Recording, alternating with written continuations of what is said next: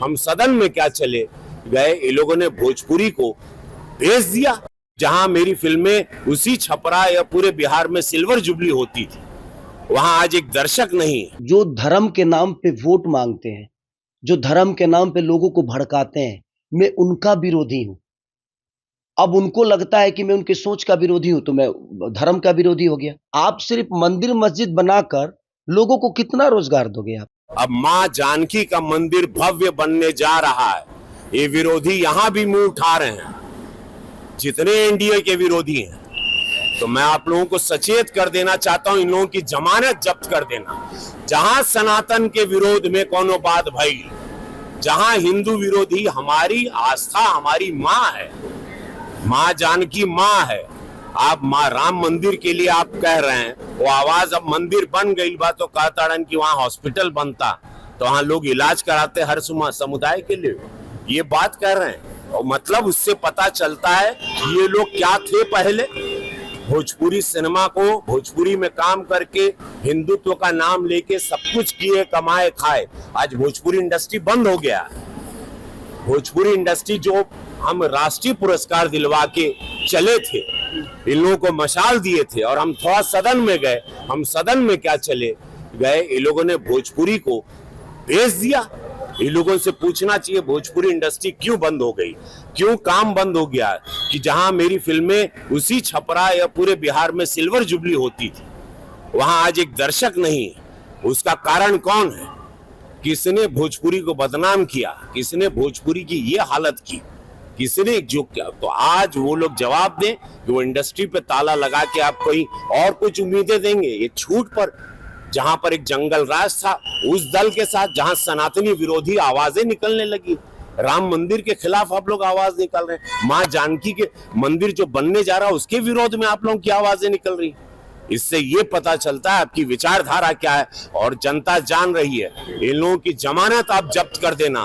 जो भी सनातन विरोधी बात कर रहा है, जो भी माँ बहन की सुरक्षा के साथ खिलवाड़ कर रहा है, हमारे सनातन, हमारे इतिहास को, जड़ों को उखाड़ के फेंकना चाहता है, उन लोगों को आप लोग पनपने ना दे। कल आपने एक जनसभा में कहा था, चुनावी जनसभा में, कि मोदी जी छपरा आ रहे हैं, कभी नहीं आए थे।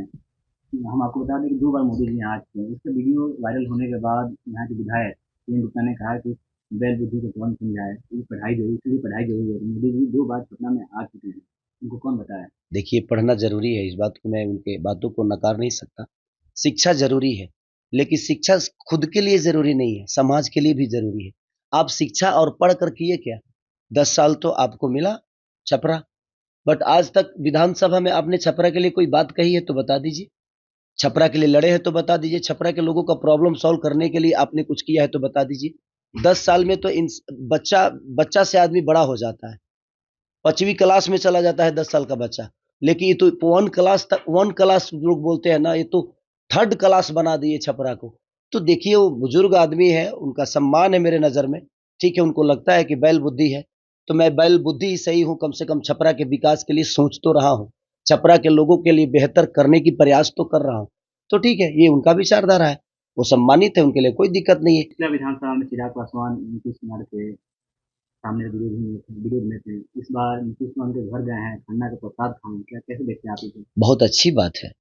ऐसे हर आदमी को एक दूसरे के साथ रहना चाहिए, और मैं हमेशा कहूँगा कि हर आदमी मिल के रहे। पार्टी अलग चीज़ हो गई, व्यक्तिगत रिलेशन अलग चीज़ हो गया, व्यवहार अलग चीज़ें हो गई। कोई ज़रूरी नहीं है कि हम एक दूसरे के पार्टी में हैं तो हम घोर विरोधी हैं। ये चुनाव कल ख़त्म हो जाएगा, लेकिन मुझे लगता है कि हम सबको जीना है और समाज में ही रह के जीना है। तो हमें हर समुदाय, हर लोग, हर जाति के लोगों के हर त्योहार में एक दूसरे के साथ रह के और उसके त्योहार का एंजॉय करना चाहिए और उसका सम्मान करना चाहिए।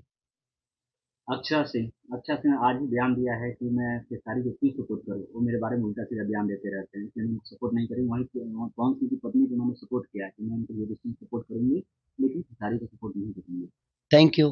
किसी को तो कर रही है ना, भगवान करे कि वो बिल्कुल करें। मेरी भी शुभकामना है कि उनके सपोर्ट से कम उनको कुछ फ़ायदा हो और वो बिल्कुल चुनाव जीते। पवन सिंह की पत्नी ने एक बयान में दिया है, एक न्यूज़ चैनल इंटरव्यू में बताया है कि वो आपसे बात की थी कि खेसारी भैया मेरे लिए 1 दिन कम से कम टाइम निकाल के आ गया है। नहीं, अभी मेरी बात नहीं हुई है उनसे, ऐसे झूठ नहीं बोलूंगा। उनको उम्मीदवार बनने के बाद कभी मेरी इधर बात नहीं हुई है। मैंने उनसे बोला था कि चंदा अगर चुनाव लड़ेगी तो मैं व्यस्त इधर ही रहूंगा। अगर चाहे अगर हम चुनाव नहीं लड़ते हैं हमारे परिवार से कोई, या मैं, मेरा तो लड़ने का कोई इरादा था ही नहीं, एक ही चीजें हो गई। बट मैं बोला था कि अगर चंदा लड़ेगी तो मैं आपके पास जरूर आऊंगा। तो मैं अभी अभी खुद ही परेशान हूँ, खुद ही भागना, यहाँ जाना वहाँ जाना, इनसे मिलना, क्योंकि बिल्कुल मेरे लिए नया चीज है। और नया चीज में मुझे हर आदमी को जानना जरूरी है, हर समुदाय को जानना जरूरी है, हर सभा में जाना जरूरी है, हर लोगों से आशीर्वाद लेना जरूरी है। तो मैं खुद ही, आप देख ही रहे हैं, अब तो छपरा में पूरे हिंदुस्तान की मीडिया आके बैठी है, सब लोग देख रहे हैं कि मेरा शेड्यूल कितना बिजी है, कि मैं 3 बजे सुबह में आता हूँ, अभी आपको दे के फिर कहीं निकलना है। तो बहुत सारी चीजें हैं, बट प्रयास करूंगा कि टाइम निकाल के, अगर टाइम मिलता है तो उनके लिए जरूर हेल्प करूं। रवि किशन ने एक चुनावी जनसभा में कहा था कि आपने राम मंदिर की जगह अस्पताल बनाने की बात कही, अगर भाई अधर्मी हो जाए तो उस पर तीर जरूर चलेगा, जान लीजिए मतलब। भाई, मैं धर्म के विरोध में कभी नहीं रहा, और मैं धर्म के विरोध में नहीं, आज भी नहीं हूं।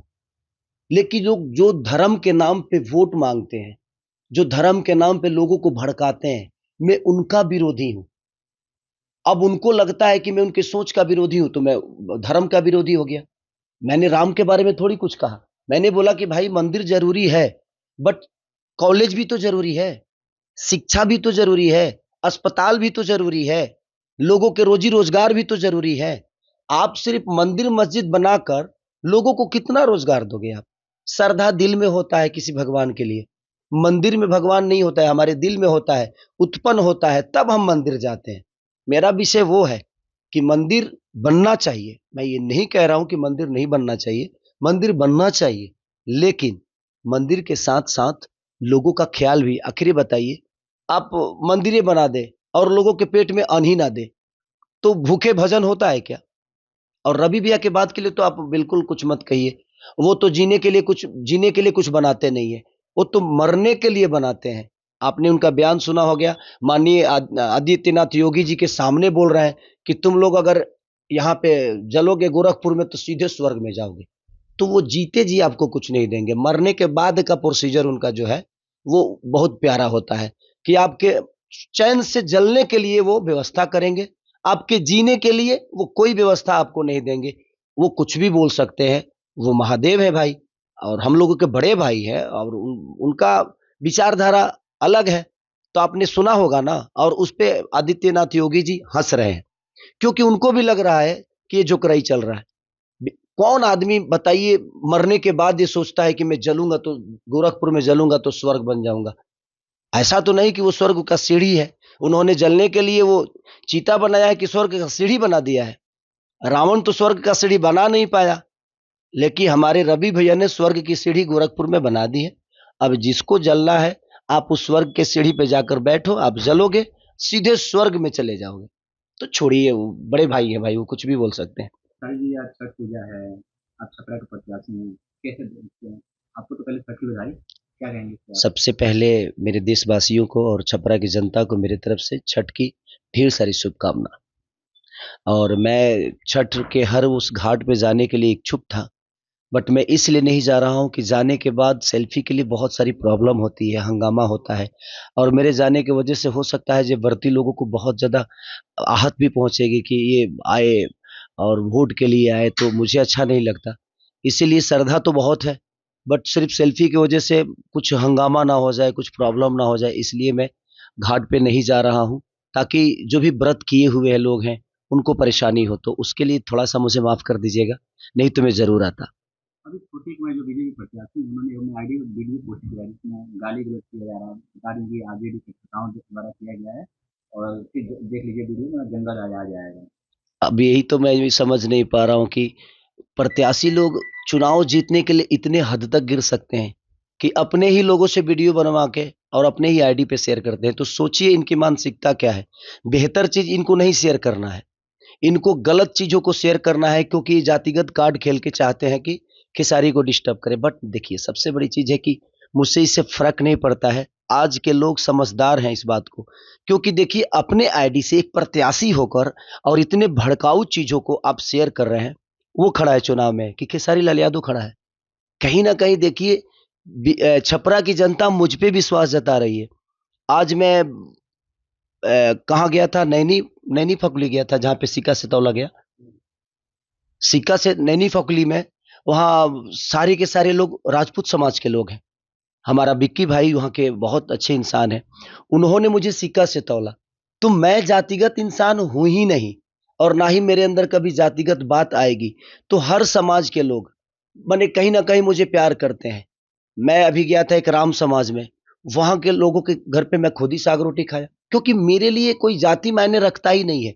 तो जो आदमी ये वीडियो बनाया है, वो चुनाव तो लड़ नहीं रहा है, वो तो मैं लड़ रहा हूं। मुझे छपरा को कैसे बेहतर करना है, ये मेरी सोच है, उसकी सोच तो है नहीं। अब आप उसकी सोच से मेरे सोच को करेंगे। मुझे चलाना है छपरा को, मुझे बेहतर बनाना है छपरा को, क्यों छपरा मेरा सपना है कि मेरा छपरा बेहतर हो। लेकिन लोग चुनाव जीतने के लिए किस हद तक जा रहे हैं। अब इतने हद तक जा रहे हैं कि मेरे वाइफ का वीडियो डालकर उसके ऊपर गंदे गाने लगा देते हैं। अब सोचिए कि अब उनके लिए मैं क्या बोलूं। उनके लिए मुझे कुछ बोलना चाहिए, बट नहीं। देखिए, राजनीति मुझे पता था कि बेहतर चीज है। यहाँ पे आपको लोगों के दिल पे राज, माने राजनेता मतलब क्या होता है। राज का एक नेता होता है, उसको दायित्व दिया जाता है क्योंकि अपने राज्य का ख्याल रखे। तो मेरे कहने का मतलब है कि उल्टा सीधा ऐसे आप लोग मत करिए और जातिगत भड़काऊ मत करिए। एक तो धर्म के नाम पे आपको वोट लेना है, फिर जातिगत करके वोट लेना है। हमारे कहने का मतलब कि ये सही नहीं लग रहा है मुझे। ये सब कार्ड खेलकर चुनाव जीतने का मतलब नहीं है। आप अपने ही लोगों से वीडियो बनवाओ और अपने ही आईडी पे शेयर करो। बेहतर चीज भी शेयर किया जा सकता है। ये जातिगत ना मैं था, ना हूं, ना मैं रहूंगा। और आज के डेट में लोगों को पता है जो सच्चाई क्या है, क्योंकि सरकार में मैं हूं और मैं चुनाव लड़ रहा हूं। तो मेरा विचारधारा कैसा है, मेरा व्यक्तिगत कैसा है, ये लोगों को पता है। तो इसका कोई मतलब है नहीं। और मुझे लगता है कि ये बहुत निंदनीय काम है। और मैं प्रशासन से रिक्वेस्ट करूंगा कि जो लोग भी ऐसे काम कर रहे हैं, तो उन पे जो भी कार्रवाई हो सकती है आप भरपूर कार्रवाई करिए, और जो उनकी सजा होती है उनको दीजिए।